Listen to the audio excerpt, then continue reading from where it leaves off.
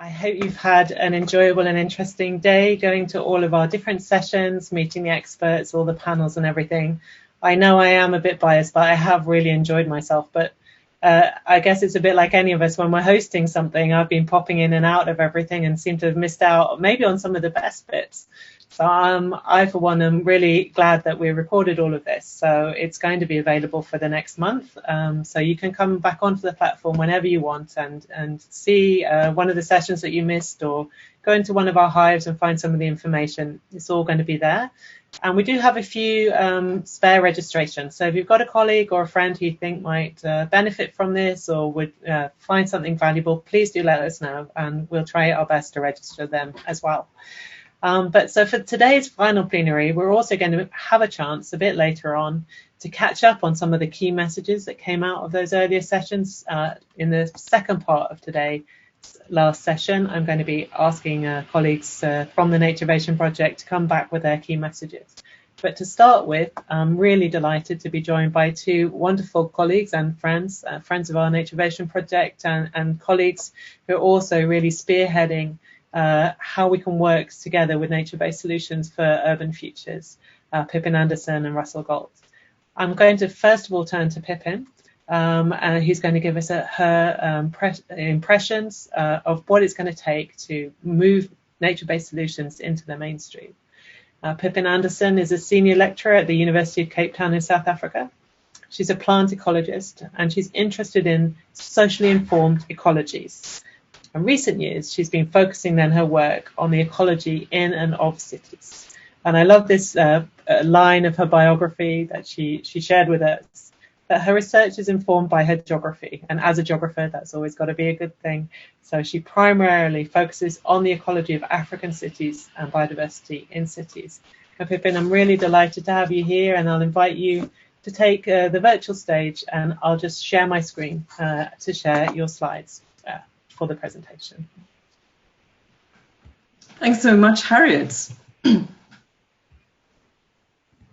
my slides are super. Okay.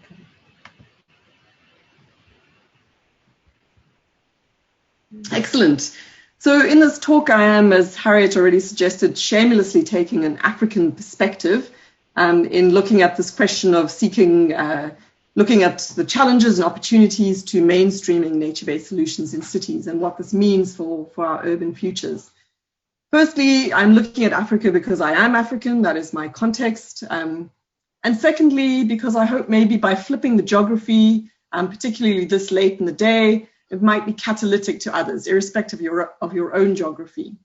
So while Africa is the most rapidly urbanizing region in the world, the fact that this is happening untethered to economic growth and development, it's not matched by investment in infrastructure and service delivery, I think it makes it a very interesting region in which to consider urban futures. So hopefully it's a space that will prove stimulating for airing old ideas and perhaps for pondering new ones. The one certainty of urban life is that it embodies heterogeneity. So the city has been described as an unintelligible web of institutional and daily practice. And then Swilling goes on in describing African cities with the somewhat contradictory notion of cities as simultaneously routinized and crisis-ridden. And the question of mainstreaming lends itself to interrogating the routine of cities. And in the African context, but also relevant to other cities around the world in our environmental moment, the idea of implementing change or institutionalizing change in the face of crisis. Next slide, Harriet. If we consider the meaning of mainstreaming, or the idea of rendering typical or routinizing, as Swilling says, then in Africa, given our persistent or extant nature and our developing status, in many respects, nature-based solutions already are mainstreamed in our cities. They're very entrenched in the day-to-day life of people living in African cities. Nature is very central to African urban lifestyles. This presents something of an opportunity. We graze our cattle on our road verges. We collect wild spinach from the parking lot. We hold religious services outside. We draw medicinal plants and fuel wood and building material from nature in our cities. So this is a feature that is in fact often used in describing modern African cities. This is very proximity of nature, this lived proximity of nature. In some instances, we've been hanging out happily below our optimal resource extraction curve. And we've yet to really feel the full impacts of the misuse or the loss of nature. Increasingly, however, we're starting to bang our heads on that resource ceiling. And now with the impacts of climate change, associated flooding and excessive heat, etc., all starting to become significant problems in African cities. It's important to bear in mind that nature-related shortfalls or the lack of nature for solution play out in African cities in association with the cumulative dynamics of exclusion and poverty. So 60% of urban Africa is informal. Our cities lack services. The investment in infrastructure is more limited in Africa than any other region in the world. So our cities are indeed crisis-ridden. The next slide, please, Harriet. So we're using our resources. We're dipping into our nature-based solutions in an uninformed way. As we hit our resource limits in the absence of built infrastructure, solutions and inadequate service delivery response, we experience civic unrest. So, sorry. Sorry, having a little glitch here.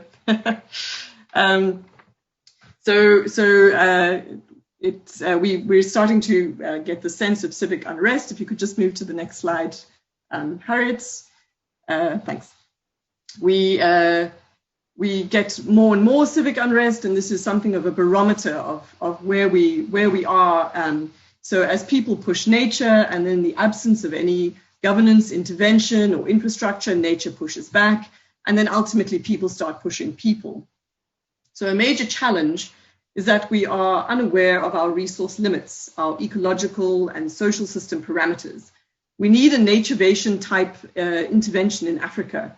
We need inventory, we need scaled understandings of economic, social, and ecological functioning.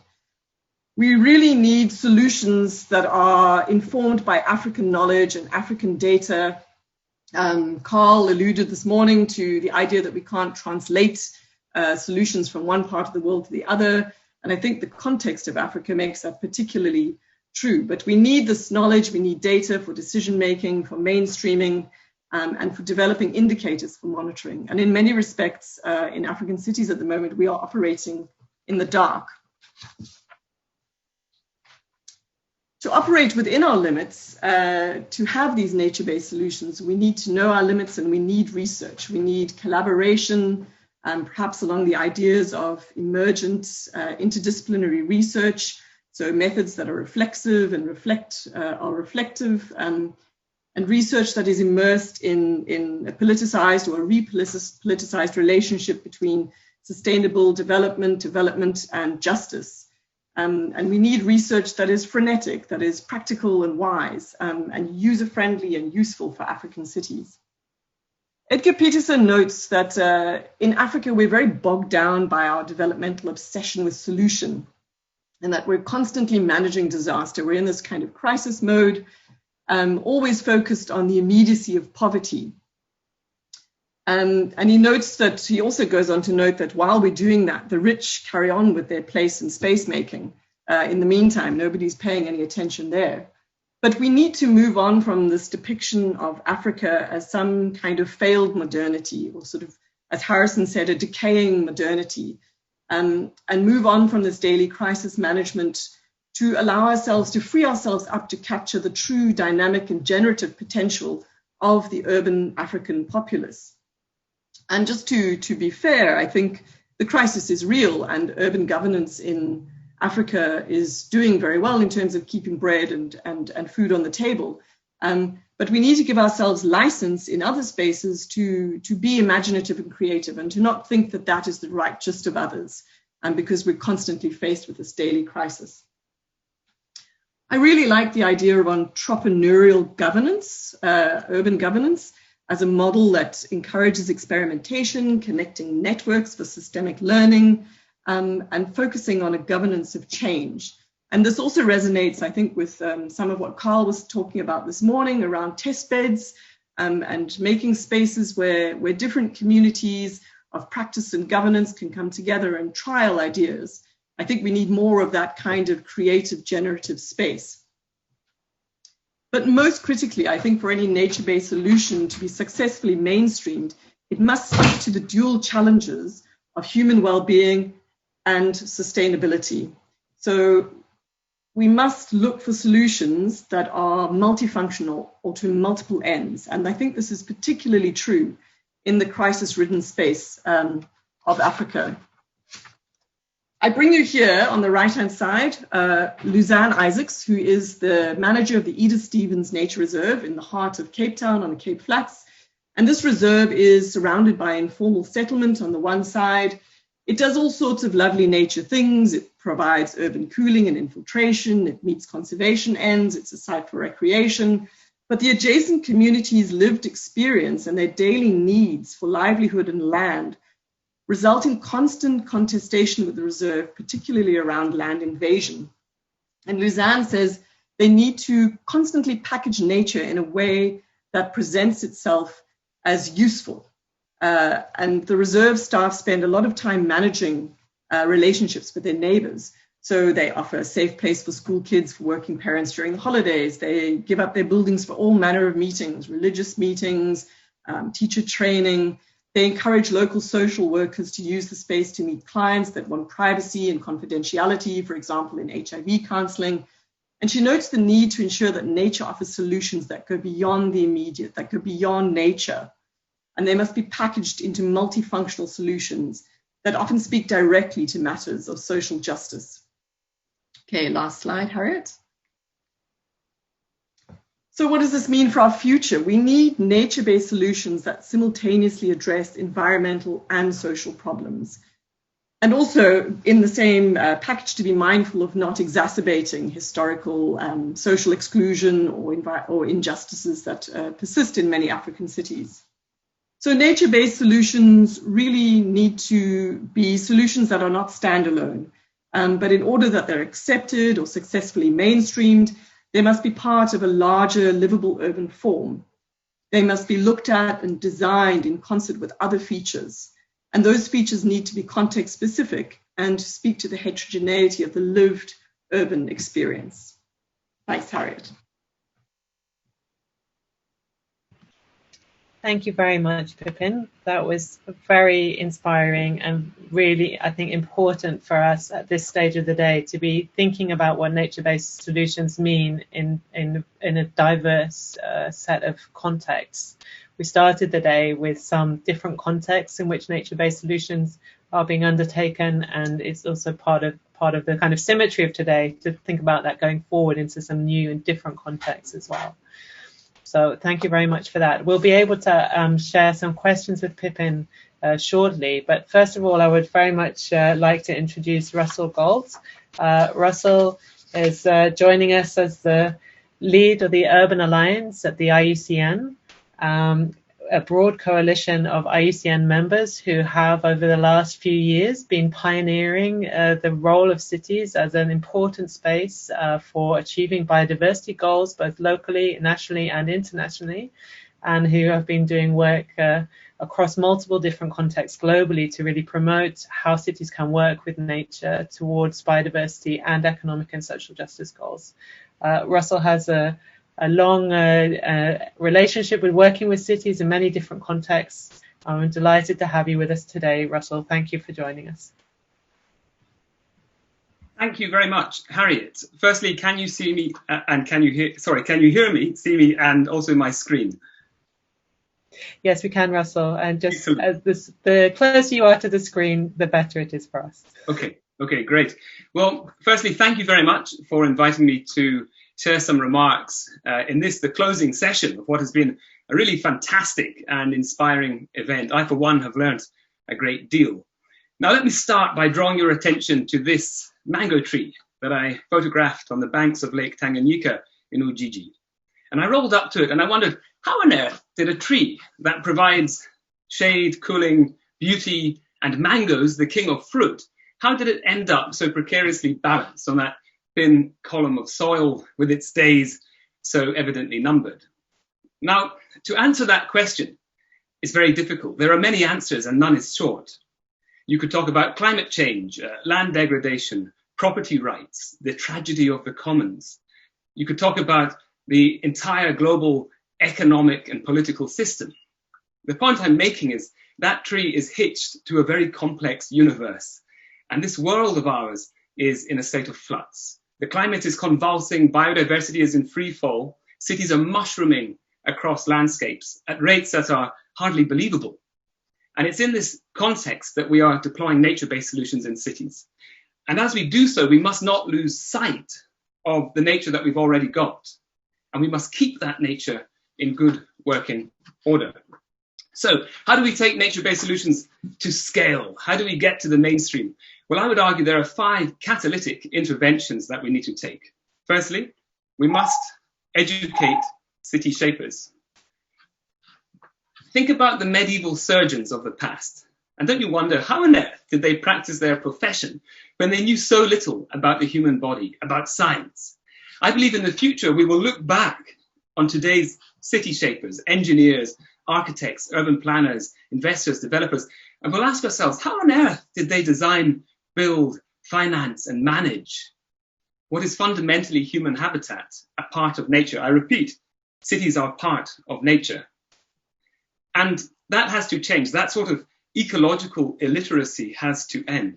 Now, I want to pay tribute to the massive online open course that Naturvation led, hugely successful, hugely popular, clear evidence that there's a very real and strong demand for this sort of education. But I want to challenge the team to go one step further. That is to penetrate the core curricula of city shapers. So I'm talking about engineers, planning faculties, business schools. How do you get in there and ensure that anyone going on to shape our cities knows a little bit about the natural world?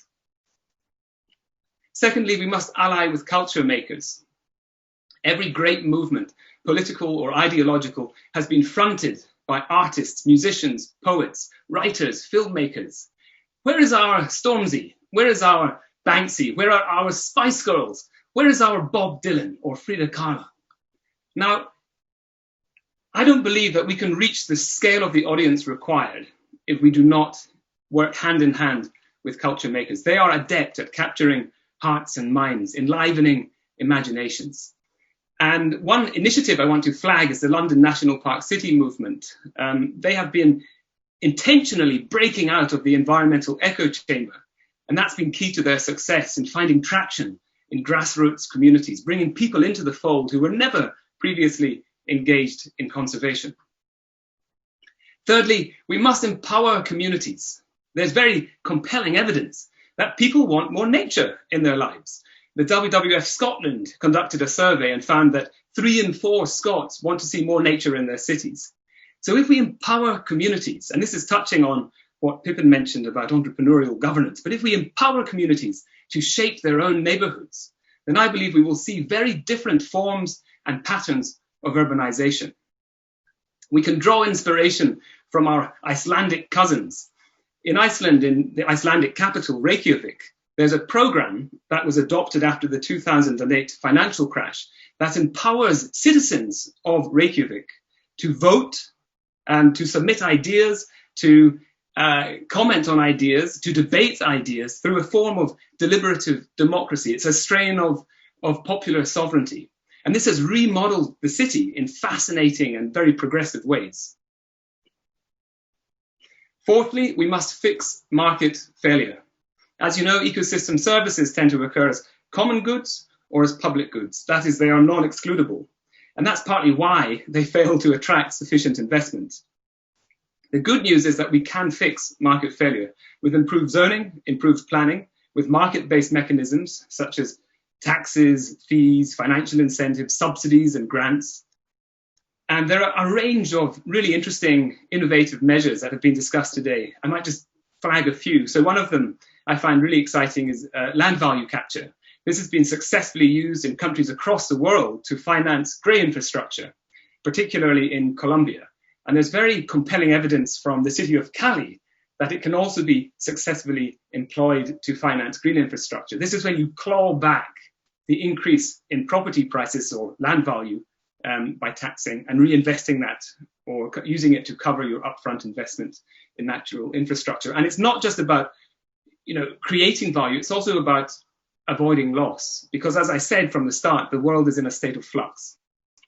And of course, there's, the business improvement districts we could talk about, and we could talk about the vacant space models, but there's not time for all of that. Finally, we must look south. Look to the global south. Nature-based solutions, largely because of the EU's leadership, they have a distinctly European flavor. They've been most enthusiastically embraced in Europe, also North America and China, of course. But we all know that many of humanity's greatest challenges lie in the global south, in cities that are burgeoning in Latin America, Africa, and Southeast Asia, that may have very different priorities to other parts of the world. For instance, they may be less concerned with nature deficit disorder, far more concerned with sanitation, with water supply, with disaster risk reduction. And let us not forget the 1 billion people thought to be dwelling in informal settlements today. How can they be helped to realize their right to nature? And I want to reflect on a vivid memory when I visited a friend in a hilltop town in Lesotho, Mr. Maholo Holo. And I was so impressed by his homestead, his beautiful homestead. He had a compost toilet, a rainwater harvester, he had solar panels, he had a permaculture garden. And I thought, Mr. Maholo Holo, you have a lot to teach me about sustainability. And I think that holds true globally. I think we have a lot to learn by looking to the south, where communities are already grappling with climate chaos, with resource scarcity, where they're already exercising resilience and resourcefulness. Let me conclude by pondering the implications of all of this. Well, what if we get it right? Let me be positive. What if we get it right? Well, at the very least, I believe we can fill our lives with more meaning, more purpose, more beauty, more wonder.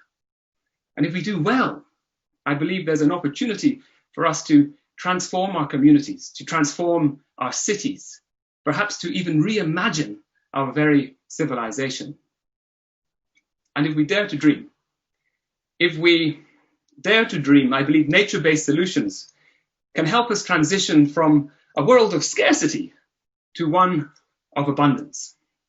That is the promise of nature-based solutions. Thank you.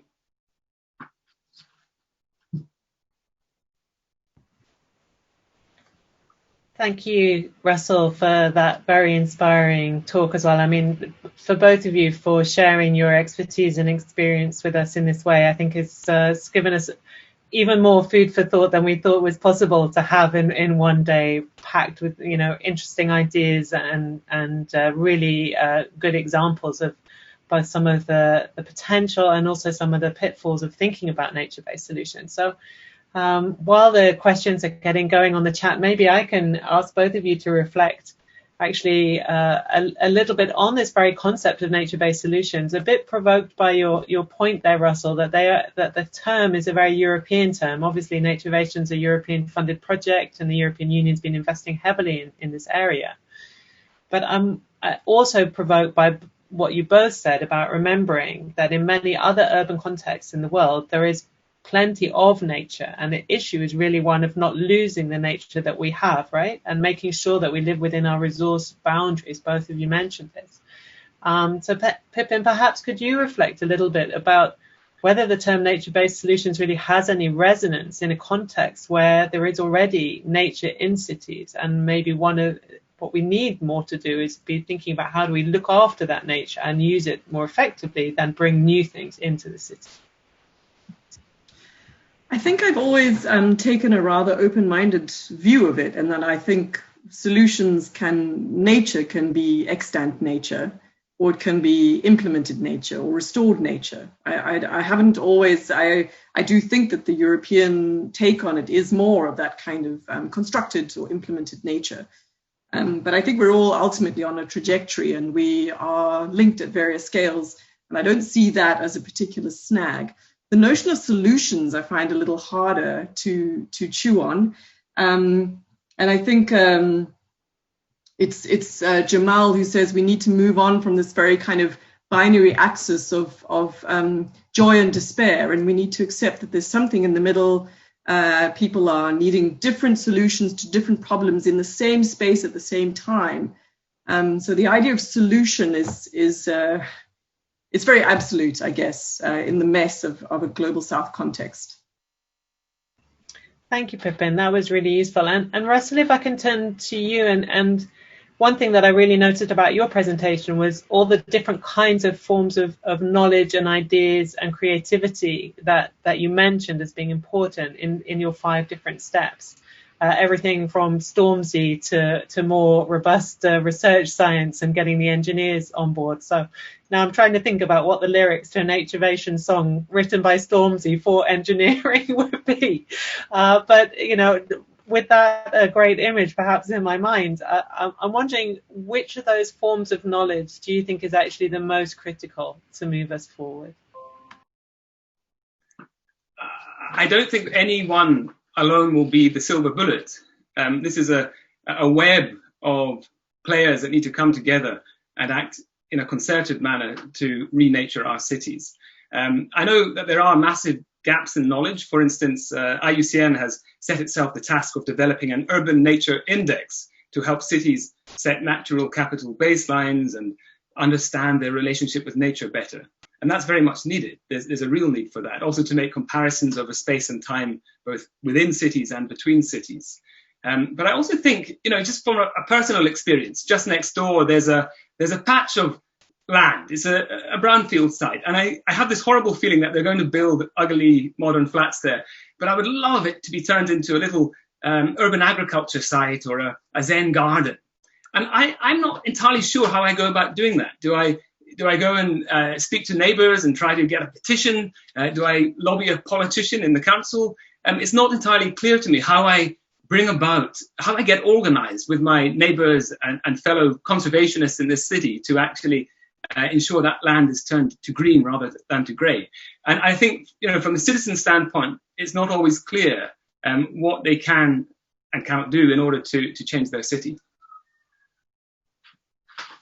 Now you're making me think that we need some kind of nature-based solutions dating app for everybody who's in the city wants to come together in order to like kind of focus on these particular sites. And I mean, obviously thinking about how we organize the different interests who might all have something to gain from nature-based solutions in cities is a key, I think, both a knowledge and a governance challenge. You know, how do we bring those different actors who may all have enough benefit to gain, but separately can't either get organized or can't bring those benefits together in a way that's productive. I think that looks like a key challenge for me. But yeah, coming to some of the issues that are coming through on the chat then, if I could, Pippin, perhaps ask you, and maybe just sort of, related to the conversation that Russell has started. Laura asks about the concept of locally informed solutions as a way of combining both environmental and social cultural benefits. And we're wondering whether you've seen any examples where this is working in practice, where locally informed solutions can really push nature-based solutions forward in the city. Yeah, I think I think part of what I'm saying when I say we need knowledge is also really good examples. And this has come up through the day repeatedly. Great cases to demonstrate the success. Local solutions. I think so. For example, the Khayelitsha wetland has a group of old ladies who call themselves the Khayelitsha Wetlands Ladies Fruit Growers Association. They don't grow any fruit, but somehow they've decided that this is a space they want to occupy. And I'm not sure what the catalytic element was. But if I think of the Bossy Doctor's Garden in Seawinds, I think it comes down to champions quite often. I think that's finding the right champion is quite critical. And again, a lot of these spaces are very politicized. One needs to know, who's connected with who and who's championing what for what particular end. In terms of going in and implementing, I think one needs to be incredibly cautious and in very, very open-eared and open-eyed, and also prepared to to deviate, of course. I think that kind of flexibility is critical to local solutions. But I think Russell needs to be the champion. I think that's what's missing with your brother. I'm sure that's a mantle he'd be more than happy to take up. But Russell, there are a few questions coming through now which are really about this idea of what do nature-based solutions look like in this diversity of urban contexts. So Katrine has asked, how can mainstreaming engage with informality? So is there, are there trade-offs there between mainstreaming nature-based solutions and addressing informality, or how do we manage that sort of relationship? And then Meham has asked, do we think that nature-based solutions really can function in more arid areas of the world? So in cities which are struggling with water shortage, is that going to be a kind of a no-go area for nature-based solutions then? And I think this points to the need to kind of engage with this diversity, but I wondered what you've thought about those kind of issues. Sure. Thank you very much, Harriet. A lot to answer there. Maybe I won't manage it in one go, but let me talk about arid areas or dry areas. So I visited Windhoek in Namibia, the Namibian capital, some time ago, and I remember touring the Geingob Dam, which is a water reclamation facility where they take, the slang is toilet to tap. They basically take sewage and they pass it through this highly intensive chemically process, and at the other end comes fresh sparkling water that can be that runs into people's houses. And I remember thinking, oh wow, that's a really neat solution, but actually it consumes a lot of energy and it requires a lot of chemical inputs. It's not an ideal sustainable solution, although it's better than running out of water entirely. And then you think, well, can nature not do that for them? But perhaps not. Perhaps there are some areas in the world where the natural habitat is just not suited. It's not meant to support such large populations of people. I also think of some of the sprawling metropolises in the Middle East, and one wonders whether they can ever be sustainable unless they can crack cold fusion and find a way to drink seawater. These are huge sustainability questions, and I don't think nature-based solutions is always a silver bullet. It won't always be able to solve every city's pressing needs. But yes, they can help, and they can also be hybrid solutions. Here in Edinburgh, we have this Water of Leith, which used to be a gushing torrent of industrial effluent and sewage. And after some years of ecological restoration, the river has bounced back, and now it teems with life. You can see kingfishers, dippers, you can see even otters if you're lucky. And now it's a blessing to the people of Edinburgh. And whereas before it just served a few purposes, just basically powering the mills and removing effluent, now it serves multiple functions. Now many people benefit in many different ways. And I think that's really the message we've got to push, is that there are so many co-benefits. When you invest in nature-based solutions, it's not just about addressing one particular issue. You tick many boxes. Thanks, Russell. I mean, maybe Pippin, I can press you to take up a little bit more of this question about informality and how to manage nature-based solutions, or think about nature-based solutions in the context of informality. And perhaps with that also, we have a question that's come through the chat, and I'm sorry, I've just lost who it was from, but I thought it was very interesting about how do we take diverse and multiple values for nature into account as well. And I think that speaks to some of this idea of the informal city and different ideas about what the urban is that works well. So I think that I would like to take the opportunity to say at the start of answering a question around informality, which equates very closely to poverty, is that we need to be clear that poor people do value nature. So often especially in South Africa, there's a very crude, caricatured assumption that poor people don't value nature, and that is massively problematic. I think just because your daily demands are greater does not mean that that you don't value nature. So just to be clear about that. I think in formal settlements, there's obvious traction. People living in informality experience the ills of life faster and harder and swifter than anyone else. They feel the heat, they feel the cold, they're exposed to flooding. So I think that there's quite straightforward traction to be gained in informal settlements in relation to rolling out nature-based solutions. I think, though, that to find the champion, to hold the space and to keep things going, in the face of, the daily hardships of life is difficult. But I think there's huge scope. I think the problem is there's been a long narrative around, again, it's this notion of a kind of failed modernity, is that informality is transient, but it's not. It's here to stay. And I think once we move on from that, we can start thinking about nature-based solutions and all sorts of other useful interventions if we accept and embrace and love our informality, to make it a better lived experience. Diverse approaches and values to nature.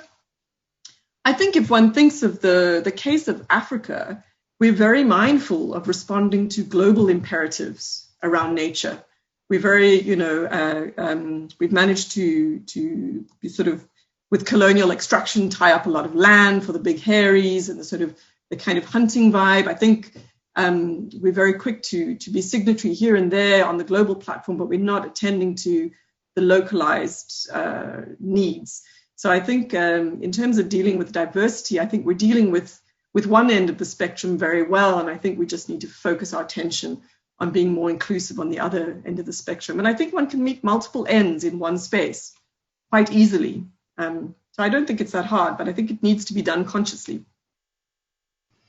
Thank you, Pippin. I think that's absolutely right. Your comments about easy assumptions about who values nature and why, and what the kind of urban future will be, are things that we really need to keep questioning ourselves about, and keep to the front of our minds, that we have particular ideals about what the urban looks like, which may not meet other people's expectations and other people's desires for urban futures as well.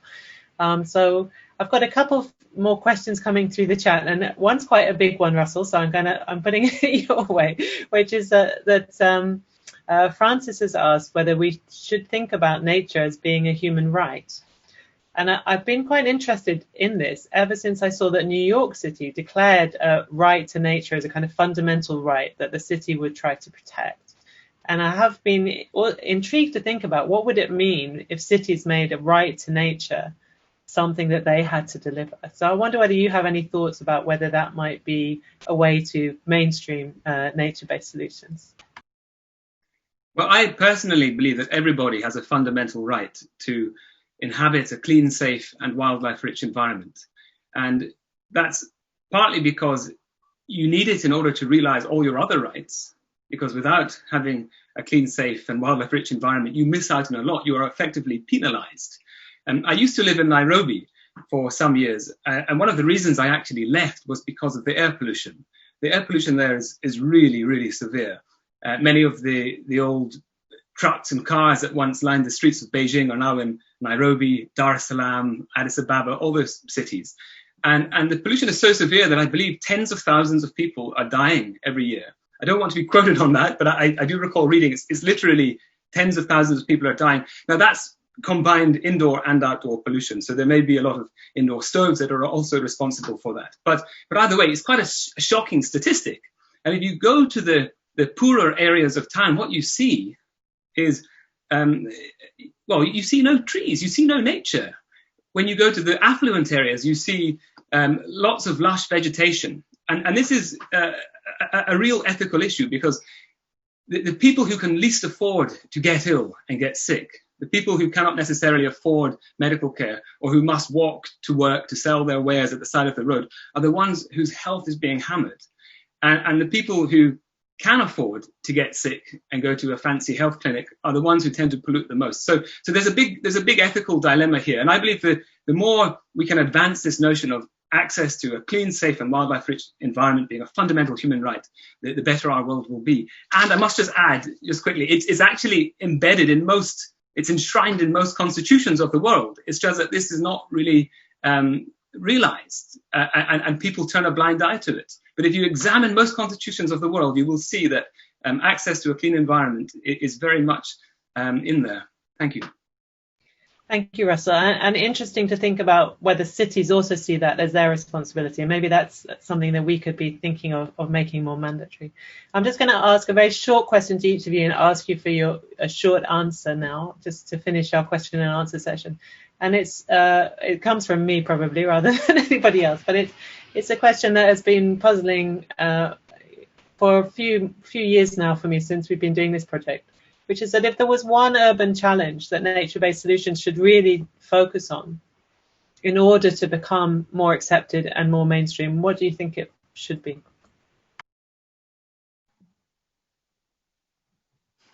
Pippin, please. I would, irritatingly, I would say we don't know, and that we need to ask local people what that is. And that's what we need to do, and we need to listen to their answer, would be my answer. Thank you, Pippin. Not irritating at all. Very useful. Russell, what would you suggest? I think the second point I made in my presentation, we need to ally with culture makers, then we can take it to scale. Then we can really bring about the transitions that we are speaking of. So in part then to move away from thinking of nature as a sort of universal or a scientifically derived kind of idea for cities, but more to kind of think about it as an embedded, lived, culturally important part of our urban life and our urban futures, and to move forward with that idea. If I can just paraphrase what you both said to me, just for my own use going forwards. Thank you both for wonderful presentations. Please stay with us. I'm going to invite colleagues who are leading the discussions in our previous panels to join me now. So that's Katrine, Maria, Sandra, and Kez. Please join the panel. Thank you. I just wanted to hear from all of you what you think have been the main messages and the main takeaways that you found in our earlier sessions as we come into the last part of our day together. So perhaps, Maria, could I ask you first, what would you say was your kind of main takeaway from the session that you led earlier today? Thanks, Harriet. It's great to be here, and I'm very excited to bring my takeaway, or my couple of my takeaways. I will keep it short, but it's very difficult to cut it into the really half a minute. But the most exciting thing I think about our session was that we were talking about out-of-the-box finance. So I was chairing the finance session, the finance challenge session, and we were not talking about instruments. We were talking about out-of-the-box thinking in an agency to shape the NBS bankability and success. So that was really kind of a breaking news today in our session, leading to NBS as our new normal. So we took it over from the session before.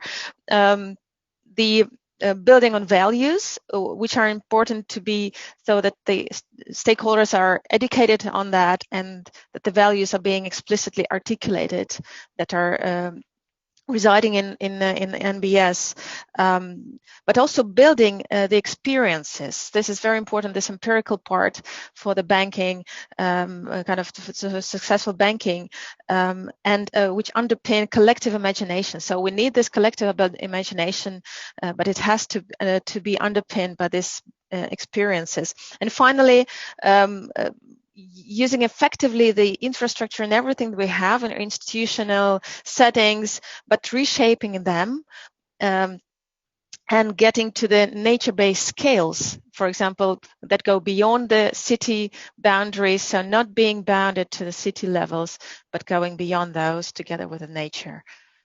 Thank you. Thank you, Maria. Yeah, it did seem like a very interesting session and a lot of food for thought there. Katrine, would you like to share your thoughts from your session earlier on today? Yeah, thank you, Harriet. I followed the session on the post-COVID-19 recovery and NBS potential to support that, which was led by Isabel, who can't be here at the moment. So I'm kind of substituting for her, but I'm glad because it gave me an opportunity to listen quite intently to a lively discussion and get a sense of where we're going with NBS in a post-COVID environment. And I guess my two take-home messages are we have a lot of hope, but also quite a lot of fears coming out of our recent experiences. What are our hopes? Our hopes might be that COVID-19 is leading to greater awareness of the benefits of NBS, and especially its multiple benefits, the co-benefits that arise from nature in the city. for job creation, to promote connectivity in our cities, to allow us to connect even in difficult times, and therefore to retain a sense of cohesion or to perhaps rebuild it after COVID.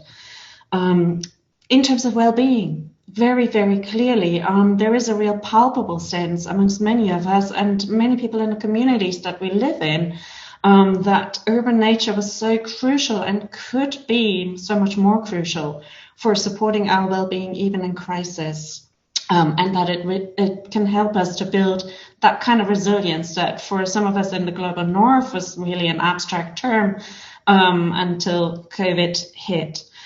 There is hope for new funding and being able to channel that new funding into support for nature-based solutions. There is hope that policymakers and planners are listening to what is happening on the ground, and a sense of urgency building across different policy arenas. But of course we have fears. We have a major concern here that some issues will dominate, and that those issues will be the ones that we're very familiar with, that have persistently threatened the dissemination of urban nature. The need to make economies recover through technological investments, and so on and so on. We are worried about NBS being crowded out yet again. We're worried about pressures for quick results, and quick results don't match very well with some of the longer term processes that are involved in urban nature and for ecological sustainability. And of course, a lot of us are very concerned about limited funding and what that might mean. Thank you. Thank you, Katrina. I think putting those hopes and fears together is a really effective way of bringing those key messages forward. I can understand why there's a lot of hope invested in a green recovery at the moment, and a lot of sort of talking that up as a possibility, but also being mindful of those fears while we do that. I think is going to be critical to any kind of politics which really advances nature-based solutions in a progressive way. Thank you. Sandra, can I turn to you now, please? Yes, thank you. So I had the pleasure to moderate a session on the contribution of nature-based solutions to climate change and to biodiversity. And I just created a slogan which says, think inclusive and systemic and make a change. And that means being inclusive. I really liked to see how we can use new tools from IT, for example, like hackathons, but also make use of networks of care to engage all groups of citizens and all groups of people that need to be included, especially vulnerable groups, and consider their needs, which might be not nature in the first place. And also I really liked to be inclusive to use short-term solutions before you do it on a permanent basis, just to get people familiar with the current situation, like, for example, the green streets that we saw. Be systemic, that means it's nothing new, but it's still important. So we need to understand cities as a system. And it's quite important also to taking a landscape perspective in the planning. And this is quite crucial to understand the needs, the potential, but also the opportunities of nature-based solutions. And that brings me to the last point. Well, I think it's really good. We have all this useful knowledge. We have all these beautiful tools like Russell's. I like your presentation with the 5 steps, exactly what it goes in direction. But really to untap, I think, the full potential of nature-based solutions in cities, but also beyond, which is really important, thinking also beyond cities, we need to make a change, because we have a little bit why it's good to have multifunctional nature-based solutions. They're really overwhelming for many stakeholders, especially for people who have to manage a city and work in administration and have a quite narrow view or responsibility. So to move away from the silos, we need a real change, a shift, including cooperation governance, the financing and the policy frameworks, and especially also our mindsets. And this is not going to happen without the support of all the governance. So this is, I think, really crucial. It's not an easy one. And it's not only include only nature-based solutions, but other sustainable approaches that we need to make this, what we're talking about all the time, the sustainable transition.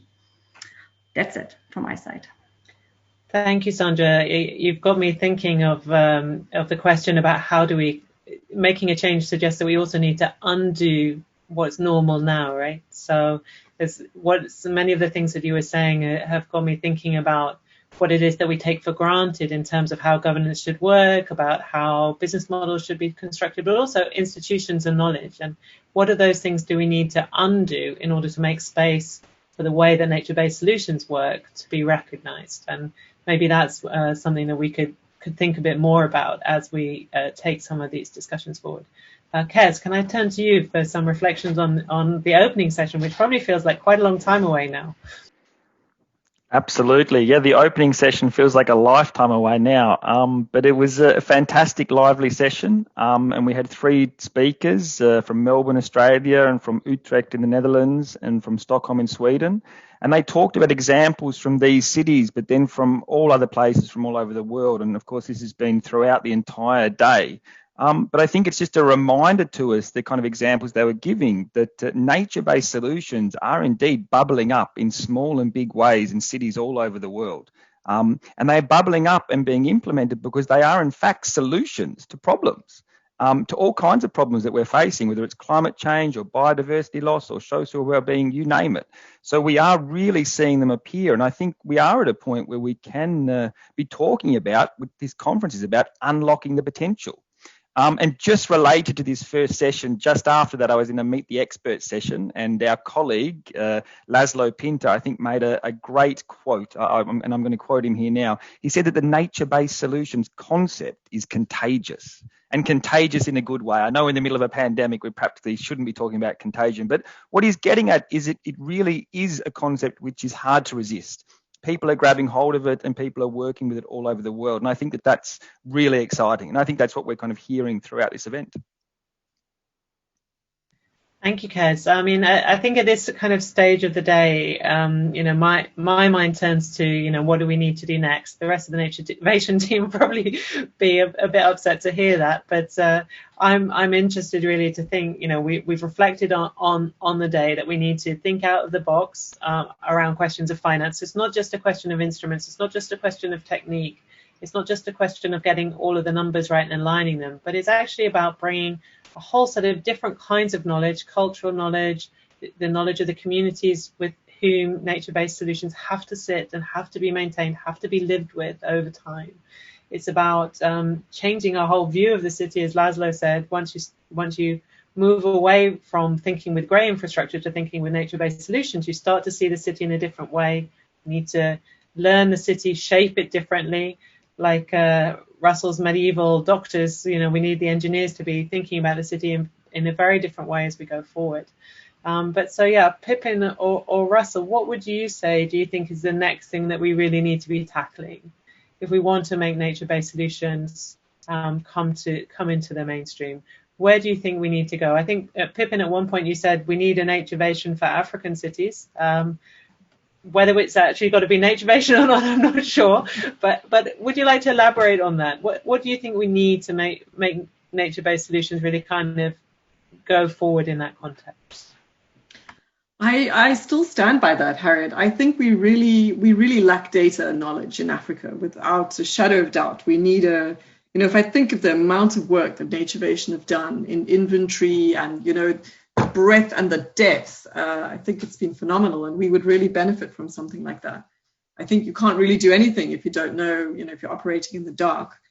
I would really like to see an experimental component to that. I think it would be fun to add an element where you could have the sort of test bed idea embedded into that knowledge generating, knowledge seeking space as well. And a test bed approach that allows for failure as well. So finding the funders that are prepared to put up with some mistakes on the way. It's an idea. And then I really liked, so I spoke a little bit when I talked about packaging and partnerships and looking for things that tie together in meaningful ways. And I thought that Laura Tozer's point around the idea of looking for policy that is already in place and finding nature-based solutions to hook onto that, I thought that was, and policy comes at multiple levels. I thought that was a really lovely kind of addition to what I was thinking, but probably less eloquently than Laura. Thank you, Pippin. Those are really useful ideas. And I do think that that sense that you can't move forward in the dark, and that what do we need to illuminate that path, right? What are the kinds of knowledge that will work? and that mixture between sort of large-scale data that can help us kind of understand the city from a nature-based solutions perspective, coupled with that demonstration, temporary interventions, trying things out, space to fail. It does seem to be a kind of way of knowing the city with nature that we're going to need to expand on if we want to move things forward.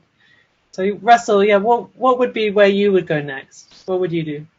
Well, first I want to just commend the Naturvation team. I think you guys have repeatedly set high standards and raised the bar, and not least today with this event, which has been really fantastic. And two of the core products of Naturvation, the MOOC and the Urban Nature Atlas, I think have enormous potential. And that may be largely untapped at present, but I think, you know, as they become more known and better used, they could have a catalytic effect on our sector. So I just hope that these products will prevail. I know this is a fixed term project. It's an EU Horizon 2020 project, but I hope that you will ensure that they continue in some form, because they're too valuable to let go. I don't know what plans you have brewing, but please count on IUCN's support in any way that we can. So yeah, how to I don't know. It's such a difficult question to ask and to answer, frankly. So, you know, I don't have the crystal ball, but I would just love to say more of the same. You know, looking to branch out, building on this momentum, this network that you've created, the enthusiasm that you've mustered, and actually, you know, taking on board some of the recommendations that have been voiced today. And really going for it. I feel like the penny has dropped. You know, we've had politicians declaring emergencies. We've had talk of this Green New Deal. We've seen kids striking, millions marching on the streets. Maybe this is our moment. Certainly in my relatively short environmental career, it's never felt so palpable, the appetite for change. And I think this might be the turning point in human history when we finally set ourselves on a path to a sustainable, prosperous future. Thank you. Thank you, Russell. That is definitely steps that all of us would like to take with you. And thank you for your kind words about the project. As we come into the end of today, it's probably the right time for me to say a few thank yous, not least to Pippin and Russell for your wonderful presentations just now, but also to all of our presenters who've spoken today and shared their time and their expertise. But most importantly, I think their enthusiasm and their sense that this is the time. And perhaps, as you know, I said at the beginning of the day, 2020 hasn't turned out quite in the way that we expected it to be, a golden year for nature and the climate. But actually, outside of those kind of big events that were expected this year, so many more new things have bubbled up, right? We've had to do things in different ways. And I wonder whether we're actually better placed to make 2021 a good year to really advance some of these causes. Some of you will know that I actually bought a T-shirt with the words 2020 in gold written on it. I'm going to have to get a 2021 T-shirt now for that reason. But we are expecting to go forward with the outputs of this project. We will be looking very carefully at all the contributions that people have made to this event. So we will be looking back through all the videos, we'll be looking back through all the chat, and we'll be trying to extract the key things that people felt would help us unlock the potential for nature-based solutions. And we hope to pull that together in a set of recommendations that we'll publish towards the end of the year. So we're going to take that very seriously, all of the effort and work that people have put in today. But I will also now turn to thank the rest of my team, those here on the screen with me. Thank you very much, and also all of the experts from the project who joined in on the Meet the Experts discussions. But more importantly, this has been a work of 80 people over a period of 4 years, and it would not be the same without any of their contributions have been missing. So I'd like to thank everybody who's been part of the project and put, you know, their heart and soul into it over this last few years. But two particular people have to be thanked at this moment. One is Kez, who has led our communications for the project and comrade in arms today, steering us through the whole event. Kez, thank you very much. And many of you also will know that Lorna Winship, who's a project administrator, has been tireless and meticulous in making this whole platform come together. And she's never on the screen, but she's never very far away from me and my phone just here. And I would very much like to thank Lorna for everything that she's done to help us today. Thank you also to iChair for hosting the event. It's been a wonderful experience to work with you. And at this point, I think I will just close today by wishing you all a peaceful and happy week ahead and some rest over the weekend. So thank you for joining us, and we look forward to working with you as we go forward with this agenda. Thank you.